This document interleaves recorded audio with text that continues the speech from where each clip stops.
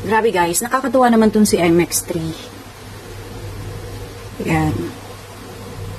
Seal of Quality Excellence. Alam niyo ba guys, pagbukas ko nitong coffee na to, grabe, magugulat ka. Ito lang yung coffee na merong card na ganito pagbukas mo. And alam niyo ba ang nakasulat ay Word of God. But the gift of God in Christ Jesus our Lord is eternal.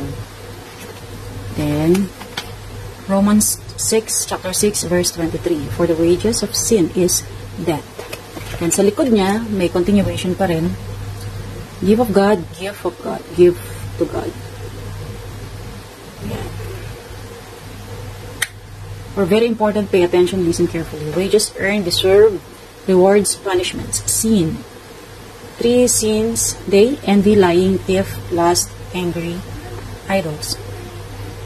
Death, cut off from God, not heaven but hell, but must repent, turn from sin, turn to God. Give God eternal life in Christ Jesus Lord. Nakakatuwa, no? Pagbukas mo, magkakapilang naman kasi talaga ako. Magkakapilang ako, guys. Then nakakita ako ng ganitong Word of God. Very inspiring. Sila lang yung coffee ganito.